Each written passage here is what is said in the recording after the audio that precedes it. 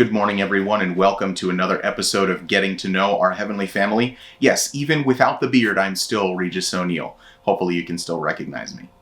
Today, I'm going to be talking to you guys about Saint Peter Regalado, who was a great Spanish saint back in the 14th and 15th century.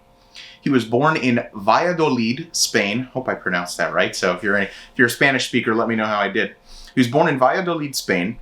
And when he was just 13 years old, he expressed a desire to join the conventual Franciscans. Those are the Franciscans who wear the gray habits, in case you're wondering.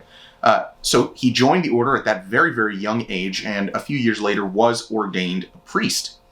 He was put in charge of a monastery, showed some really good leadership capabilities, some managerial tendencies, was put in charge of a monastery, and later was actually named the head of all Spanish Franciscans.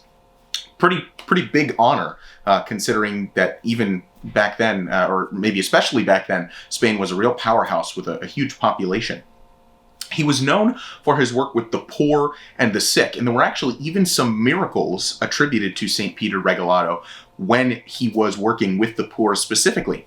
You've heard, of course, of the miracle of Jesus feeding the 5,000 with the 5 loaves and 2 fish, or the lesser-known miracle of Jesus feeding the 4,000. Yes, that's right, there were multiple miraculous feedings. Well, St. Peter Regalado had stories attributed to him where, when he was feeding the poor, the bread never seemed to run out, even if it looked like there wouldn't be enough for everyone. So very, very similar to that miracle of Jesus himself. St. Peter Regalado seemed to have the gift of, feeding the hungry, even when there didn't seem to be enough bread. So, shortly after he passed away, his tomb in Spain became a major pilgrimage site very shortly thereafter, as he was well known, especially among the poor, the sick, and the infirmed. So, thank you for joining us for a short episode of Getting to Know Our Heavenly Family this week.